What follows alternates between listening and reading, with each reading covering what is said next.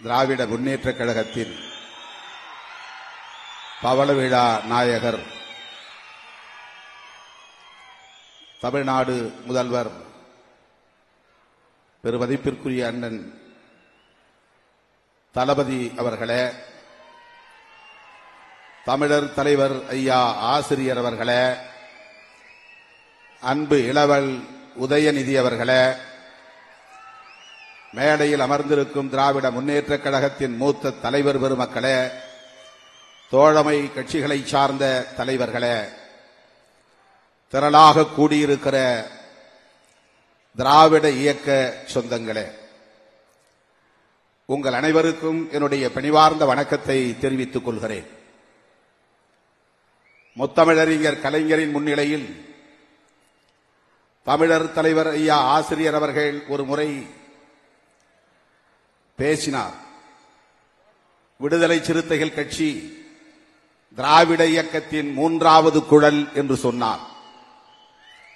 திராவிடர் கழகம் முதல் குழல், திராவிட முன்னேற்றக் கழகம் இரண்டாவது குழல் என்றால் விடுதலை சிறுத்தைகள் கட்சி மூன்றாவது குழல் என்கிற ஒரு அங்கீகாரத்தை வழங்கிய தமிழர் தலைவரும் அமர்ந்திருக்கிற இந்த மேடையில் திராவிட அரசியலின், சமூக நீதி அரசியலின் மூன்றாவது குழலாக உங்கள் முன்னால் நான் இருக்கிறேன். பவள விழா காணும் திராவிட முன்னேற்றக் கழகம் இந்திய அளவில் அனைத்து அரசியல் இயக்கங்களுக்கும் வழிகாட்டக்கூடிய ஒரு மகத்தான பேரிழக்கம். வெறும் தேர்தல் அரசியலை முன்னிறுத்தி அதிகாரத்தை நோக்கி இயங்குகிற சராசரி அரசியல் கட்சி அல்ல. அதனால்தான் 75 ஆண்டுகளாக அதே வீரியத்தோடு வீறு கொண்டு வெற்றி நடை போடுகிற இயக்கமாக இன்றைக்கு திராவிட முன்னேற்றக் கழகம் 6வது முறையாக ஆட்சி பீடத்தில் அமர்ந்திருக்கிறது. முதலாக நாடாளுமன்ற அவையிலே உரையாற்றுகிற போது பேரறிஞர் அண்ணா அவர்கள் I belong to Dravidian stock என்று சொன்னார். அந்த அவை அவரை திரும்பி பார்த்தது. முற்றிலும் மாறுபட்ட ஒரு கருத்தை எடுத்து முன்வைத்தார். நான் டிராவிடியன் ஸ்டாக், உங்களிலிருந்து வேறுபட்டவன், மாறுபட்டவன் என்று உரத்து பேசியவர் அண்ணா அவர்கள். அந்த அண்ணாவின் தம்பி முத்தமிழறிஞர் கலைஞர் அவர்கள் அண்ணாவுக்கு பிறகு கட்சியின் தலைமை பொறுப்பையும் ஆட்சி பொறுப்பையும் ஏற்றார். கட்சி தலைமை பொறுப்பை ஏற்றபோது 5 பெரும் முழக்கங்களை முன்வைத்தார். திராவிடர் கழகத்தின் நிறுவனர் ஐயா பெரியார் அவர்களின் கொள்கை வழியில்தான் திராவிட முன்னேற்றக் கழகம் இயங்கும் என்பதை ஆட்சி பொறுப்பு ஏற்றதும் பேரறிஞர் அண்ணா அவர்கள் அறிவித்தார். ராஜாஜியோடு சேர்ந்து கூட்டணி அமைத்து ஆட்சியை கைப்பற்றினாலும் இந்த ஆட்சியை பெரியாரின் காலடியில் காணிக்கையாக வைக்கிறேன் என்று சொன்னார். அதுதான் அரசியல் முதிர்ச்சி, கொள்கை முதிர்ச்சி, பெருந்தன்மை. பெரியார் வழியிலிருந்து ஒருபோதும் வழுவ மாட்டோம் என்று உரத்து பேசியவர் பேரறிஞர் அண்ணா. அதுதான் டிராவிடியன் ஸ்டாக். 5 முழக்கங்களை முன்வைத்த போது பேரறிஞர் அண்ணாவின் தம்பி தலைவர் கலைஞர் அவர்கள் அண்ணா வழியில் அயராது உழைப்போம் என்று சொன்னார். அண்ணா வழி என்றால் ஐயா வழி, அதுதான் திராவிட அரசியல் வழி என்று பொருள். ஆதிக்கமற்ற சமுதாயத்தை அமைத்தே தீருவோம், இந்தி திணிப்பை என்றும் எதிர்ப்போம், மத்தியில் கூட்டாட்சி, மாநிலத்தில் சுயாட்சி, வன்முறை தவிர்த்து வறுமையை வெல்வோம். இந்த 5 முழக்கங்கள் எதை காட்டுகிறது என்றால், ஐயா வழி தவறாமல் அண்ணா வழியில் இயங்கும் திராவிட அரசியல் இயக்கம் இது, சமூக நீதி இயக்கம் இது என்பதை முத்தமிழறிஞர் கலைஞர் அவர்கள் பிரகடனப்படுத்தினார். அதை அப்படியே பின்பற்றினார். ஒரு சமூக இயக்கமாக, பண்பாட்டு தளத்திலே இயங்குகிற இயக்கமாக செயல்படுகிற பொறுப்பு என்பது வேறு, பணி என்பது வேறு.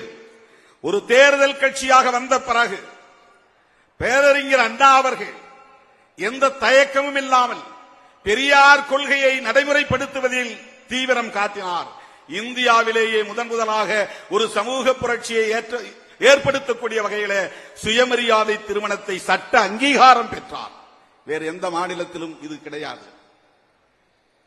நீண்ட நெடுங்காலமாக 1000 தலைமுறைகளாக இருந்து வந்த பண்பாட்டு தளத்தில் மிகப்பெரிய சம்மட்டி அடியை கொடுத்தார். ஒரு தாக்குதலை நடத்தினார். பெரியார் வழியை பின்பற்றுகிறோம் என்பதை உறுதி செய்தார். தமிழ் உணர்வுதான் எங்களின் ஆணி வேர் என்பதை உணர்த்தக்கூடிய வகையிலே மதராஸ் மாகாணம் என்று இருந்ததை தமிழ்நாடு என்று பெயர் சூட்டி தம்முடைய மொழி இன உணர்வை உறுதிப்படுத்தினார். அது பெரியார் வழி. ஏனென்றால் பெரியார் தான் முதலில் தமிழ்நாடு தமிழருக்கே என்கிற முழக்கத்தை எழுப்பியவர். அவருடைய மாணாக்கர், தலைமை மாணாக்கர் அண்ணா அவர்கள் தமிழ்நாடு என்று இந்த மண்ணுக்கு பெயர் சூட்டினார். இருமொழி கொள்கைதான் என்பதை உறுதிப்படுத்தினார் பேரறிஞர் அண்ணா. அவருடைய வாரிசு என்பதனால் இந்தி திணிப்பை என்றும் எதிர்ப்போம் என்றார் முத்தமிழறிஞர் கலைஞர்.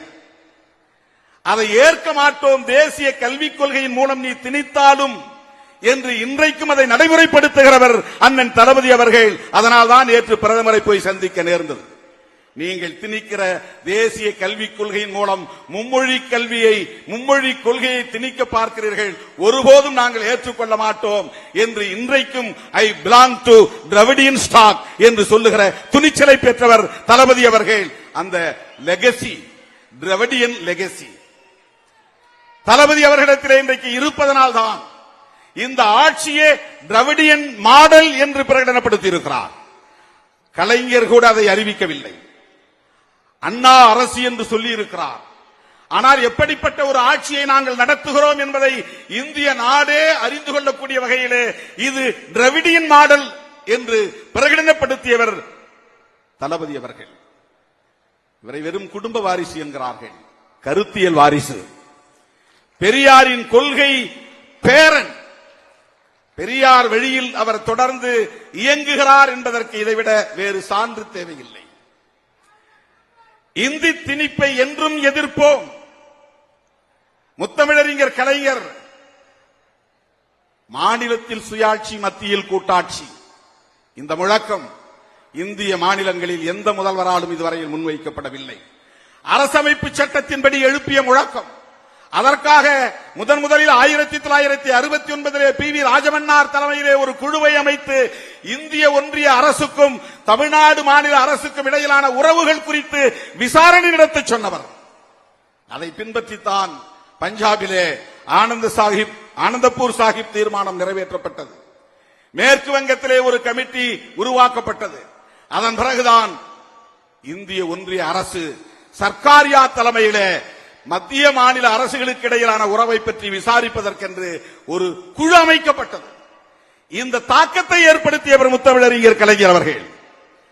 சென்ட்ரல் ஸ்டேட் ரிலேஷன்ஸ், இந்திய ஒன்றிய அரசுக்கும் மாநில அரசுகளுக்கும் இடையிலான உறவுகள் என்னவாக இருக்க வேண்டும், அதிகார பகிர்வுகள் என்னவாக இருக்க வேண்டும், மாநில அரசுகளுக்கான சுயாட்சி உரிமை எத்தகையது என்பதை பற்றிய விவாதத்தை இந்திய அளவிலே ஏற்படுத்தியவர் முத்தமிழறிஞர் கலைஞர் அவர்கள்.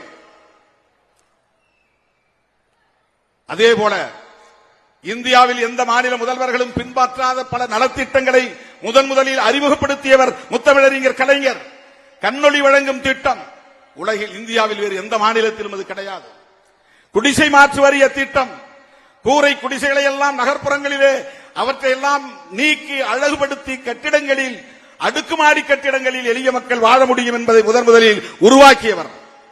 கிராமப்புறங்களில் இருக்கிற கூரை குடிசைகளை எல்லாம் அப்புறப்படுத்திவிட்டு கார வீடுகளை கட்டித் தருகிற திட்டத்தை ஏற்படுத்திய அன்றைய பாதுகாப்புத்துறை அமைச்சர் ஜெகஜீவன் ராம் அவர்களை அழைத்து வந்து அந்த திட்டத்தை தொடங்கி வைத்தவர் முத்தமிழறிஞர் கலைஞர்.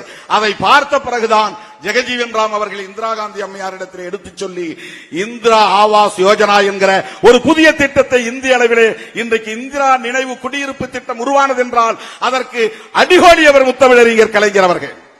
இப்படி இந்திய அளவிலே ஒரு கருத்தியல் தாக்கத்தை ஏற்படுத்திய இயக்கம் திராவிட முன்னேற்ற கழகம். காலம் காலமாக கோவில்களில் ஒரு குறிப்பிட்ட சமூகத்தை சார்ந்தவர்களின் குடும்ப வாரிசுகளே அர்ச்சனை செய்ய முடியும் என்று இருந்த நிலையை மாற்றியவர். அனைத்து சாதியினரும் அர்ச்சகராகலாம் என்கிற திட்டத்தை ஆட்சி பொறுப்பேற்ற அந்த காலத்திலேயே 70களின் தொடக்கத்திலேயே அந்த சட்டத்தில் திருத்தம் கொண்டு வந்தவர். அதைவிட முக்கியமாக நான் அடிக்கடி சிலாகித்து பேசுகிற திட்டம், எத்தனையோ பல திட்டங்களை அறிமுகப்படுத்தினார். பிச்சைக்காரர் மறுவாழ்வு திட்டம் இந்தியாவில் வேறு எந்த மாநிலத்திலும் அது கிடையாது. தெருவிலே வீதியிலே யார் வேண்டுமானாலும் பிச்சை எடுப்பார்கள், அதை பொருட்படுத்துவதற்கு யாரும் இல்லை என்கிற நிலை இருந்த போது தொழுநோயால் பாதிக்கப்பட்டு கோவில்களிலும் வீதிகளிலும் பிச்சை எடுத்துக் கொண்டிருந்தவர்களுக்கு ஆங்காங்கே ஒரு தங்கும் இடத்தை உண்டு உறைவிடத்தோடு ஏற்படுத்தி தந்தவர்களுக்கு மறுவாழ்வை ஏற்படுத்தி தந்த பெருமை முத்தமிழறிஞர் கலைஞருக்கு சாரும். அவர்தான் சமத்துவபுரம் என்கிற புதிய திட்டத்தை கொண்டு வந்தார். உலகில் இந்தியாவில் எந்த தலைவரும் சிந்திக்காத ஒன்று. ஊர் வேறு சேரி வேறு என்று பிரிந்து இந்தியா முழுவதும் இரட்டை இந்தியாவாக இருக்கிறது. ஒரே ஊரில் வாழ்ந்தாலும் கூட தனித்தனியாக சாதி பெயர்களில் தெருக்கள் இருக்கின்றன. ஒரு வீடு இன்னொரு வீடு என்று சாதி கலந்து இருக்காது. இப்படிப்பட்ட நிலையிலே இந்த மக்கள் எப்போது இணைந்து ஒரே இடத்தில் வாழப் போகிறார்கள் என்கிற கவலை முத்தமிழறிஞர் கலைஞருக்கு மட்டும்தான் எழுந்தது. ஏனென்றால் அவர் அண்ணாவின் தம்பி, பெரியாரின் பிள்ளை. அதனால் அந்த கருத்தியல் அடிப்படையில் அந்த சிந்தனை சமத்துவபுரத்தை இந்தியாவில் வேறு எந்த மாநிலமும் உருவாக்கவில்லை. அப்படிப்பட்ட ஒரு கருத்தியல் வாரிசாக 50 ஆண்டு காலம் தமிழ்நாட்டில் மிகப்பெரிய தாக்கத்தை ஏற்படுத்திய தலைவர். எதிர்க்கட்சி தலைவராக இருந்தாலும் அவரை சுற்றிய அரசியல், ஆளுங்கட்சியாக இருந்தாலும் அவரை சுற்றிய அரசியல், அரை நூற்றாண்டு காலம் கலைஞரை சுற்றிய தமிழ்நாடு இயங்கியது, இந்திய அரசியலும் இயங்கியது. எத்தனை நெருக்கடிகள், எவ்வளவு அவதூறுகள்.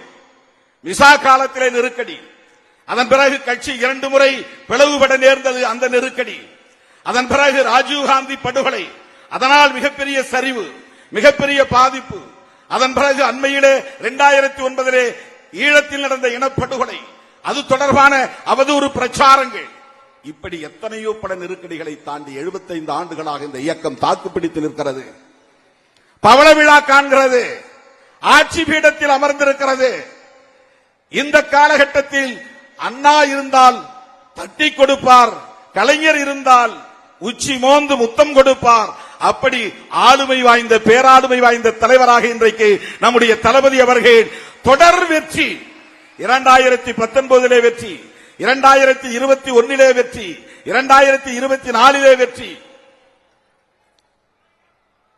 தொடர்ந்து 2017 இருந்து பிரச்சனைகளின் அடிப்படையில் உருவான இந்த அணியை தேர்தலுக்காக உருவாக்கப்பட்ட அணி அல்ல, தேர்தல் காலத்தில் உருவாக்கிய அணி அல்ல, காவேரி நீர் பிரச்சனைக்காக உருவாக்கிய இந்த அணியை இன்று வரையில் கட்டுக்கோப்பாக அதை வைத்து வழிநடத்திக் கொண்டிருக்கிறார்.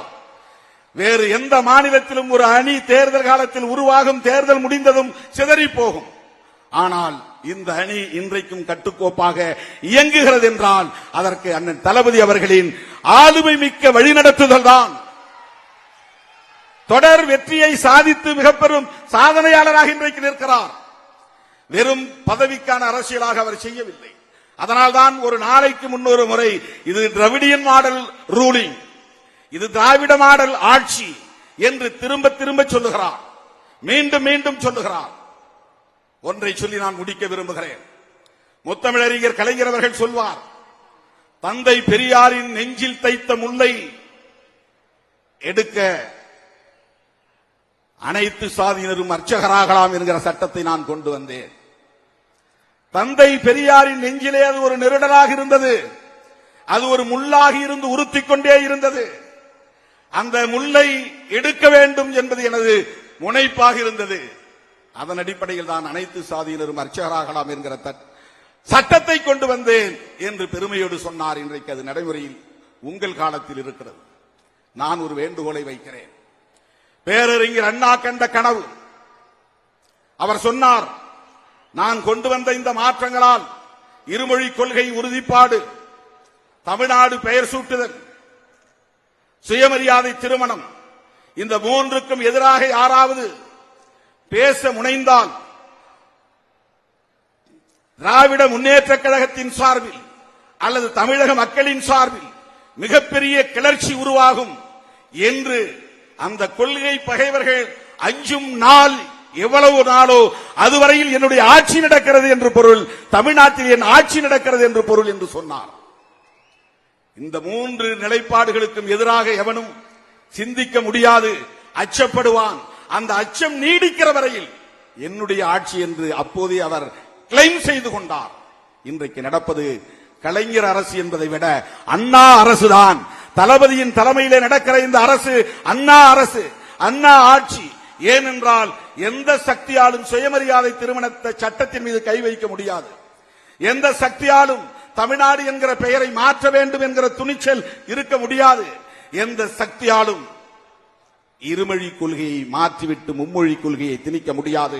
நேற்றைய பயணம் தளபதியின் பயணம், அதற்கான பயணம்தான். கல்விக்கான நிதியை நீ ஏன் தரவில்லை? உன் மும்மொழி கொள்கையை நான் நடைமுறைப்படுத்த முடியாது என்று சொன்னதால் நீ பிளாக்மெயில் செய்கிறாயா? முடியாது, நாங்கள் இப்படித்தான் இயங்குவோம், நீங்கள் நிதியை தர வேண்டும் என்று சொல்லுகிற துணிச்சல், கருத்தியல் சார்ந்த துணிச்சல். என்னுடைய வேண்டுகோள், அண்ணா ஒன்றை சொல்லி அது ஒரு ஏக்கமாகவே இன்றைக்கும் நிலுவையில் இருப்பதாக நான் கருதுகிறேன். இந்தி திணிப்பு எதிர்ப்பு போராட்டத்தில் 1938 நடந்த முதல் மொழி போராட்டத்திலே கைது செய்யப்பட்ட தாளமுத்து, நடராசன் 2 பேரும் காவல்துறையின் ஒடுக்குமுறைகளால் உயிரிழக்க நேர்ந்தது. அண்ணா பேசினார். பெரியாரின் இந்த கொள்கைக்கு உரம் சேர்க்கிற வகையிலே உற்ற துணையாக இருந்தவர்கள், உயிரை மாய்த்துக் கொண்ட போராளிகள் தாளமுத்துவும் நடராசனும். இவர்கள் சார்ந்த 2 பெரும் சமூகங்களும் பெரியாரின் கொள்கைக்கு பின்னிருந்து துணை இருந்தன. திமுக ஆட்சிக்கு வரும் காலத்தில் பெரியார் பக்கத்தில் தாளமுத்துவும் நடராசனும் நிற்பதைப் போல இந்த மூவரின் திருவுருவச் சிலையை நிறுவுவோம் என்று பேரறிஞர் அண்ணா அவர்கள் சொன்னார். அது இன்னும் அப்படியே நிலுவையில் இருக்கிறது. தந்தை பெரியாரின் நெஞ்சில் தைத்த முல்லை முத்தமிழறிஞர் கலைஞர் எடுத்தார்.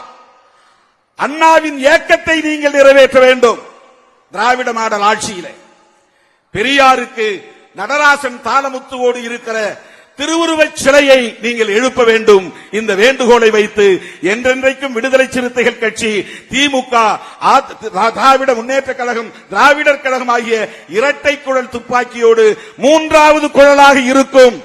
தொடர்ந்து இந்த களத்தில் உங்களோடு நாங்கள் சனாதன சக்திகளுக்கு எதிராக முழங்குவோம் என்பதை சொல்லி வாய்ப்புக்கு நன்றி கூறி முடிக்கிறேன். நன்றி, வணக்கம்.